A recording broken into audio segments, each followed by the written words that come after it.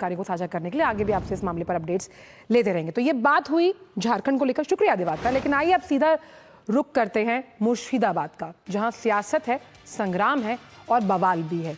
अब बवाल ये है कि मुर्शिदाबाद हिंसा पर आज सुप्रीम सुनवाई है। अब इसमें न्यायिक जांच आयोग बनाने की मांग भी की गई है।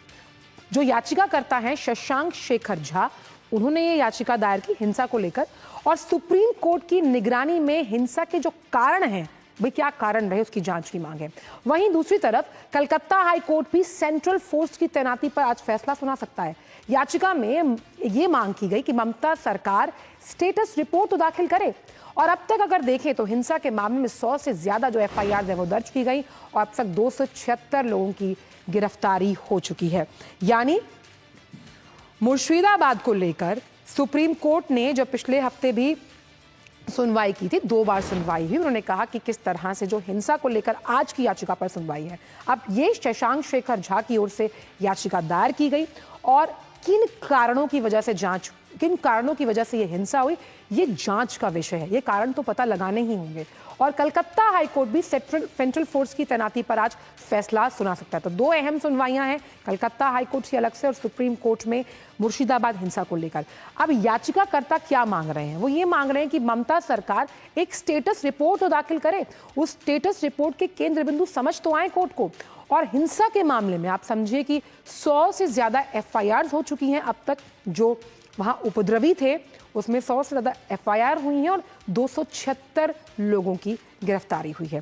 खैर, लेकिन आखिरकार सियासी रोटियां भी बहुत सेकी गई मुर्शिदाबाद को लेकर, और पक्ष विपक्ष के अलग अलग आरोप प्रत्यारोप हैं।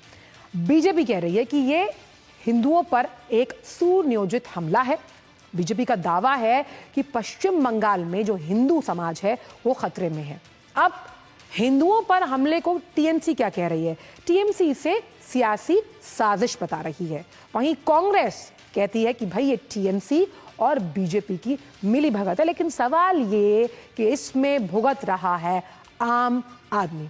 और एक टाइमलाइन के जरिए समझने की कोशिश करते हैं कि आखिरकार अब तक मुर्शिदाबाद में हुआ क्या। 8 अप्रैल शनिवार का दिन था, मुर्शिदाबाद में हिंसा भड़की थी, और उसके बाद ममता ने यह कहा था, ममता बनर्जी ने, कि बंगाल में वक्फ कानून नहीं लागू करने दिया जाएगा, क्योंकि भड़कावे और उकसाने वाले बयानबाजियां जो है वो बहुत की गई हैं। हिंसा के आरोप में 10 अप्रैल को क्या हुआ कि 22 लोगों की गिरफ्तारी हुई, और मुर्शिदाबाद हिंसा में 11 अप्रैल को 3 लोगों की निर्मम हत्या हुई। 3 लोगों को अपनी जान से हाथ धोना पड़ा।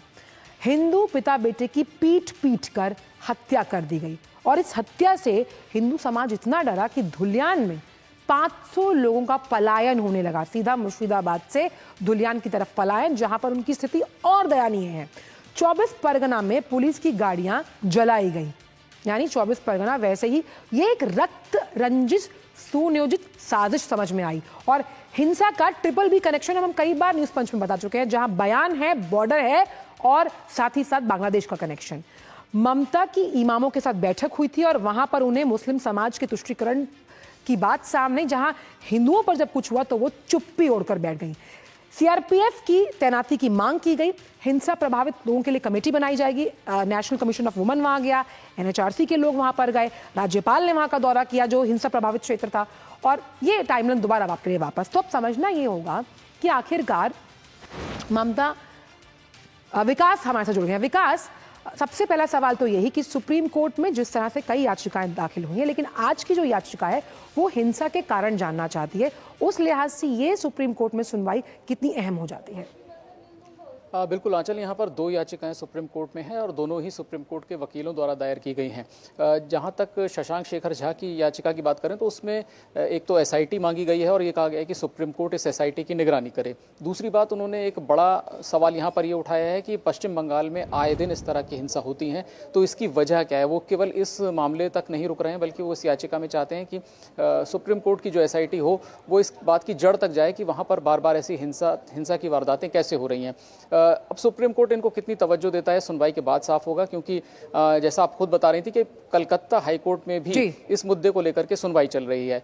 पश्चिम बंगाल सरकार ने एक एसआईटी गठित की है, उसको लेकर के अभी कलकत्ता हाईकोर्ट ने कोई अपनी राय साफ नहीं किया, बस ये जरूर कहा है कि ये एसआईटी 15 मई को होने वाली सुनवाई में अपनी स्टेटस रिपोर्ट कलकत्ता हाईकोर्ट को सौंपे। तो सुप्रीम कोर्ट क्या है, इस जो सुनवाई वहां चल रही है कलकत्ता हाईकोर्ट में, अगर उससे संतुष्ट दिखा पूरी सुनवाई के दौरान, तो संभव है कि वो इन दोनों याचिकाकर्ताओं को बोले कि आप कलकत्ता हाईकोर्ट में जो मामला चल रहा है वहां पर जाकर उससे जुड़िए और अपनी प्रार्थनाएं कलकत्ता हाईकोर्ट के सामने रखिए। या फिर अगर ज्यादा गंभीर सुप्रीम कोर्ट को ये मामला लगता है तो सुप्रीम कोर्ट इस जो भी वहां पर मामले पेंडिंग है कलकत्ता हाईकोर्ट के, उनको खुद को भी ट्रांसफर कर सकता है। ये दो विकल्प हैं। विकास, मैं एक चीज आपसे और समझना चाहूंगी, जो पिछले हफ्ते 2 सुनवाइयां हुई उसमें जो आदेश पारित किया गया सुप्रीम कोर्ट द्वारा, उसमें यह था कि जब तक केंद्र अपनी रिपोर्ट दाखिल नहीं करता तब तक ये कानून वैसे ही रहेगा। और दूसरी चीज जो लगातार डी नोटिफिकेशन को लेकर आ रही है, वक्फ कानून को लेकर, कानूनी भाषा में इसका क्या मतलब है? देखिए आंचल, जब पिछली अभी सुनवाई सुप्रीम कोर्ट में हुई तो कोर्ट ने 2-3 बिंदुओं पर अंतरिम आदेश में स्थिति साफ की कि यथास्थिति में बहुत ज़्यादा बदलाव कोर्ट अभी नहीं चाहता। यही वजह थी, कोर्ट ने ये कहा कि जो प्रॉपर्टीज़ वक्फ रजिस्टर करा चुका है अपने नाम पे, चाहे वो किसी व्यक्ति द्वारा दी गई हो या वो वक्फ बाय यूज़र जो एक कॉन्सेप्ट होता है उसके तहत आई हो, अगर वो प्रॉपर्टी रजिस्टर्ड हैं तो उनको फिलहाल सरकार डी नोटिफाई ना करे। दूसरा, कोर्ट ने कहा था कि एक जो अभी संशोधन कानून था उसमें ये प्रावधान था कि अगर सरकारी ज़मीन का कोई मामला आता है तो कलेक्टर जांच करेगा कि क्या ये सरकारी ज़मीन वक्फ के पास गई है, और जैसे ही ये जांच शुरू होती है ये एज्यूम कर लिया जाएगा कि ये वक्फ की प्रॉपर्टी नहीं है। इस हिस्से को भी कोर्ट ने कहा था कि फिलहाल हम इस पर रोक लगाने के पक्ष में हैं। और तीसरी बात कोर्ट ने ये कही थी कि जो एक्स ऑफिशियो मेंबर्स हैं केवल वही नॉन मुस्लिम हो सकते हैं, इसीलिए अभी फिलहाल जो वक्फ बोर्ड स्टेट में होंगे या वक्फ बोर्ड सेंट्रल वक्फ काउंसिल होगी उसमें कोई नियुक्ति ना करे। और जब आंचल सबसे महत्वपूर्ण, जब सारी सुनवाई हो गई और सीजेआई जब उठने वाले थे, उन्होंने कहा कि हमें वायलेंस की जो खबरें दिख रही हैं वो बड़ी चिंताजनक है और गंभीर है। जब कोर्ट सुनवाई कर रहा है इस मामले की तो हिंसा कोई रास्ता नहीं है। जाते जाते उन्होंने ये टिप्पणी की थी। तो ये टिप्पणी के विकास, क्योंकि आप लगातार कोर्ट के मामले कवर करते हैं, ये टिप्पणी कितनी ज्यादा महत्वपूर्ण हो जाती है कि हिंसा अगर हो रही है वो भी कानून जिसे संसद ने पारित किया। एक तो बात ये, दूसरा, अगर ममता सरकार स्टेटस रिपोर्ट फाइल नहीं करती है जिसकी दरकार है, फिर कोर्ट क्या करेगा?